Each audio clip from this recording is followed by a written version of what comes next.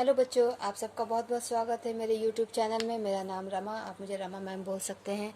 और अब मैं आपके लिए एक्सरसाइज 12.2 का क्वेश्चन नंबर 7 लेकर आई हूँ। इससे पहले के सारे क्वेश्चंस के वीडियोस बन चुके हैं, अपलोड भी हो चुके हैं। उनका लिंक मैं इस वीडियो में शेयर कर दूँगी, इस वीडियो के डिस्क्रिप्शन में, तो आप चेक कर सकते हैं। अब हम देखते हैं कि क्वेश्चन नंबर 7 क्या है।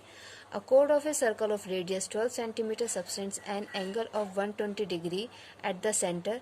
Find the area of the corresponding segment of the circle. आपको सेगमेंट का एरिया निकालना है।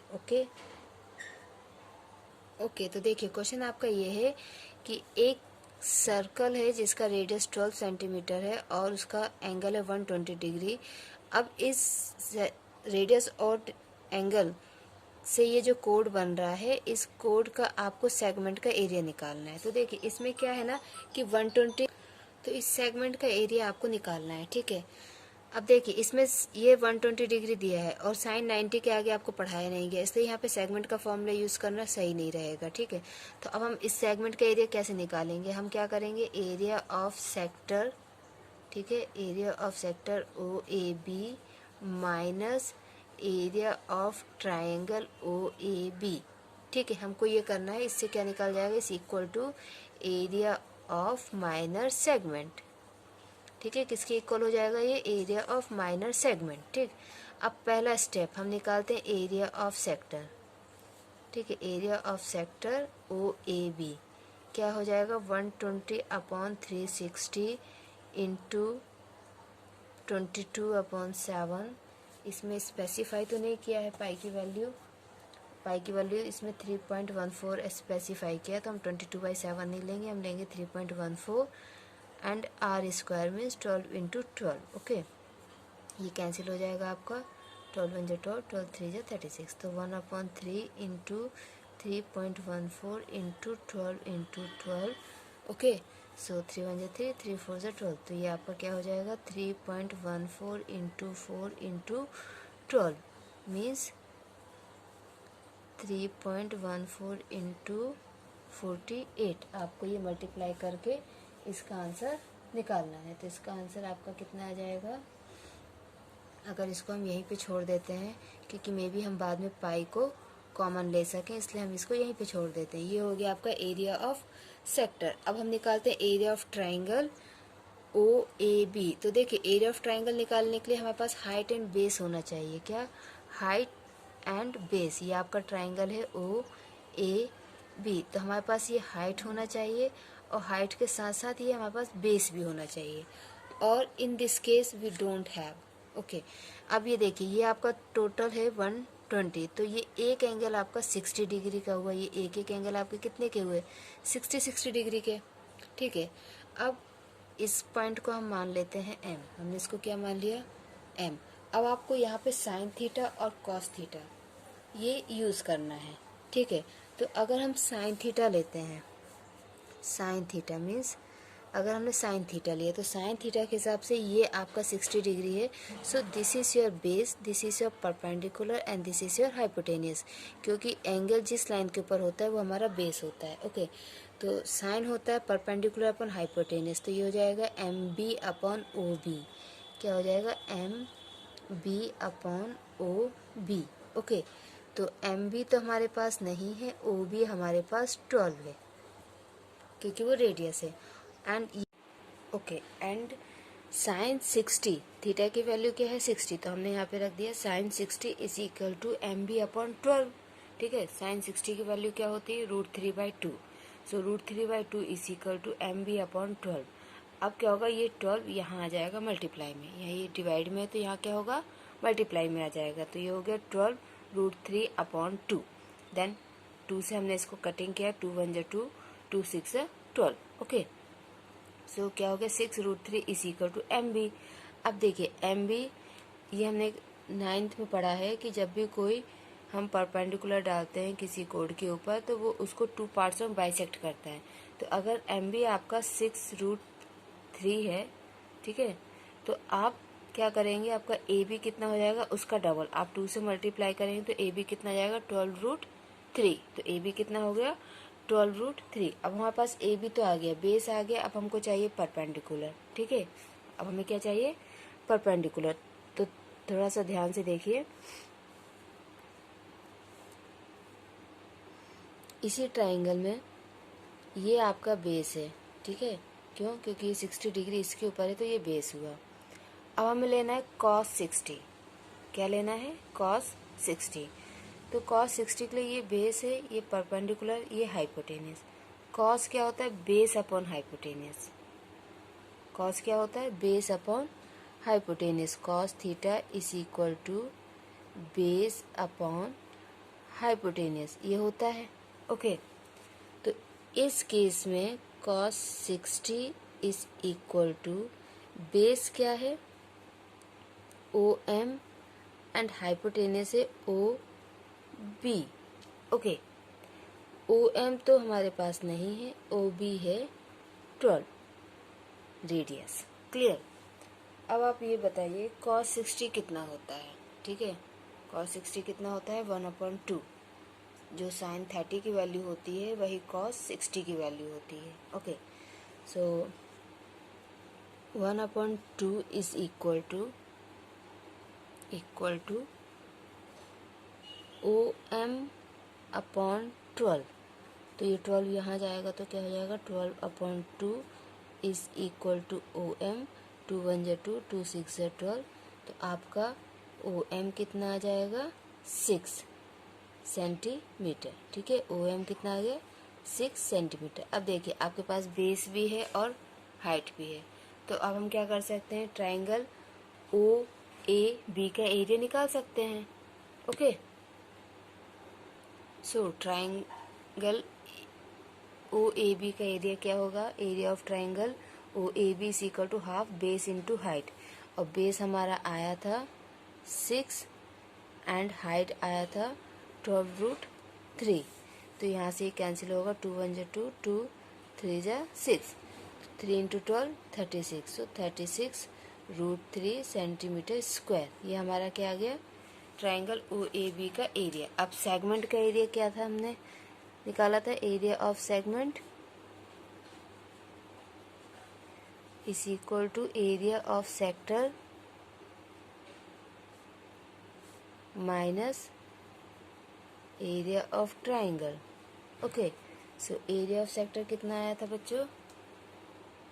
सो सेक्टर का एरिया हमने वहाँ पे निकाला था 3.14 इंटू 48 और हमारा एरिया आया है अभी ट्राइंगल का 36√3।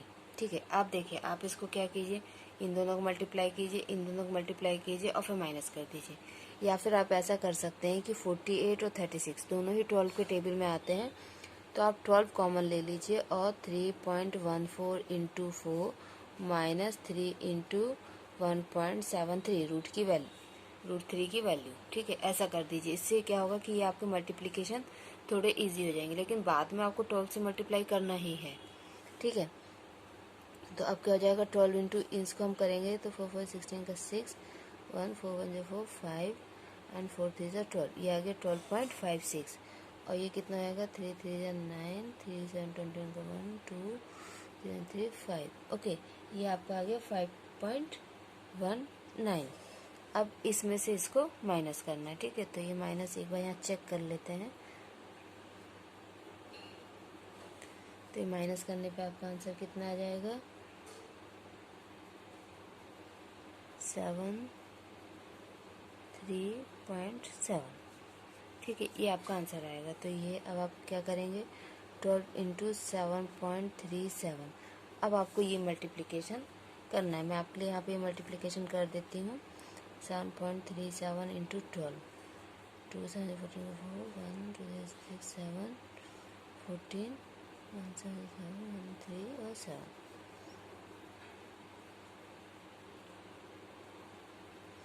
तो आपका आंसर आया 88.44 centimetre square.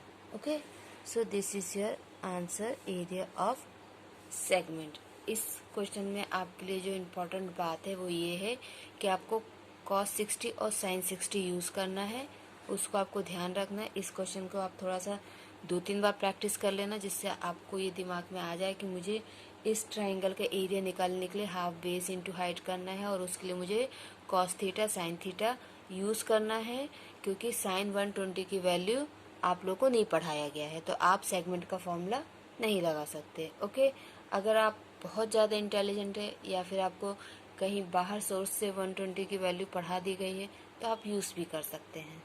Okay, so this is your question number 8। 7th हमारा कंप्लीट हो गया। 8th क्या है?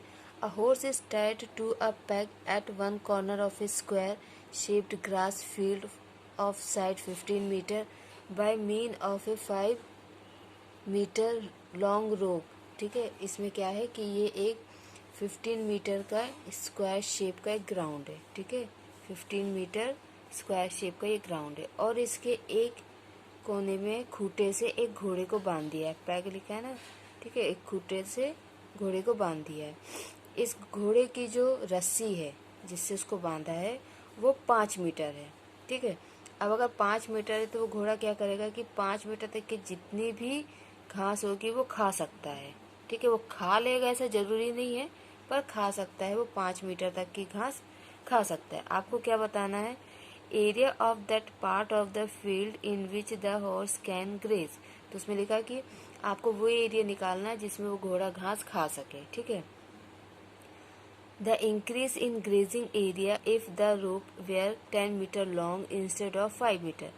और आपको ये भी बताना है कि अगर हमने 5 मीटर की जगह 10 मीटर कर दी उसकी रस्सी, तो उसका घास चरने का कितना एरिया बढ़ जाएगा। ठीक है, कितना एरिया वो फिर से ग्रेज कर सकता है ये नहीं पूछा हमने, कितना एरिया बढ़ जाएगा। तो आप क्या करेंगे, पहले आप इस सेक्टर का एरिया निकालेंगे। ठीक है, उसके बाद आप बड़े वाले सेक्टर का एरिया निकालेंगे और उसमें से इसको माइनस कर देंगे। क्लियर? ओके, तो ये स्क्वायर पूरा कितने का है? 15 मीटर का, और 5 मीटर की रस्सी बांध रखी है। ठीक है, तो 5 मीटर की रस्सी बांधी तो इतना एरिया वो आराम से चढ़ सकता है। ठीक है, अब आपको क्या करना है कि अब क्योंकि ये स्क्वायर है तो ये थीटा जो होगा वो 90 होगा। ठीक है, स्क्वायर की प्रॉपर्टी आपको पता होना चाहिए कि स्क्वायर में ये जो चारों एंगल होते हैं ये 90 डिग्री होते हैं, तो ये आपका थीटा क्या हो गया? 90। ठीक है, तो फर्स्ट केस के लिए आपका रेडियस क्या होगा? फॉर फर्स्ट केस रेडियस होगा आपका 5 मीटर और थीटा होगा आपका 90 डिग्री। थीटा होगा 90 डिग्री। हम इसका फर्स्ट और सेकंड दो पार्ट है ना, तो फर्स्ट पार्ट और सेकंड पार्ट करके लिख सकते। तो अब यहाँ पे आप लिखेंगे area of that part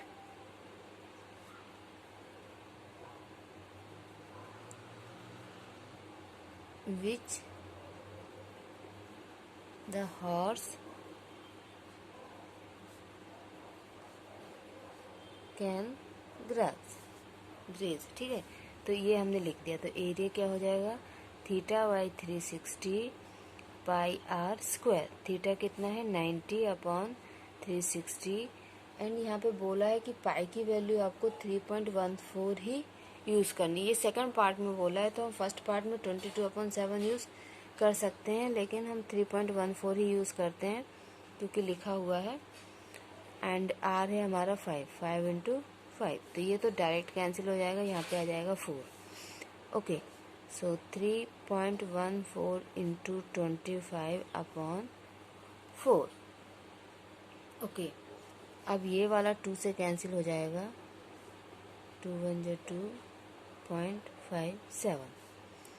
so 1.57 into 25/2। इसको अगर हम 2 से फिर से कैंसिल करें तो क्या आएगा? ये हो जाएगा 0.27 जा 14 एंड 2 8 जा 16 एंड 5 जा 10। 1.57 को अगर हम कैंसिल करते हैं तो ये आएगा इंटू 25। इससे क्या होगा? हमको सिर्फ 25 से इसका मल्टीप्लाई करना नहीं, पहले आप 25 से मल्टीप्लाई करते फिर 2 से डिवाइड करते हैं। तो हम इसका मल्टीप्लाई कर लेते हैं।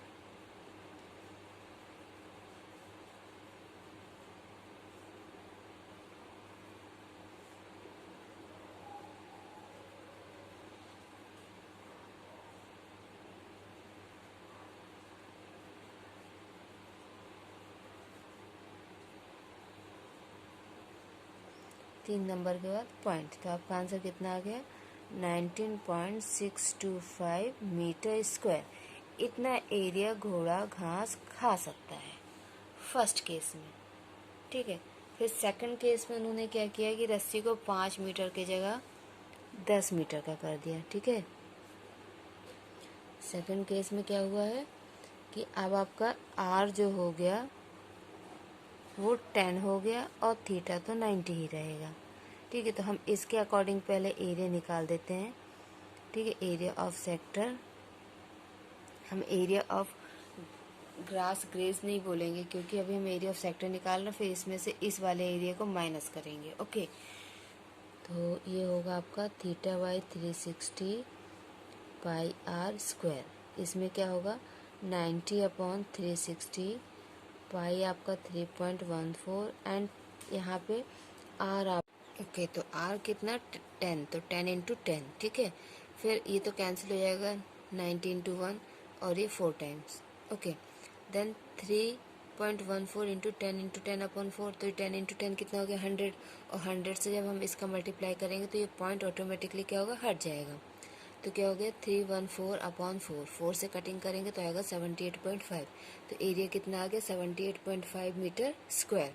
अब हम इस एरिया से इस एरिया को माइनस कर देंगे, ठीक है। इस एरिया से इस एरिया को माइनस कर देंगे तो जो एक्स्ट्रा एरिया इंक्रीज हुआ है वो हमारे पास आ जाएगा, ओके। तो क्या होगा in the second case the radius equal to 10, the area increase in the grazing is, हम दोनों को माइनस करेंगे 78.5 माइनस 19.625। तो इन दोनों को जब आप माइनस करोगे तो आपका आंसर आ जाएगा 58.875 metre square. So this is your answer for question number 8 second part. बच्चों आपको कोई भी डाउट हो तो आप कमेंट बॉक्स में कमेंट करके मुझे बता सकते हैं।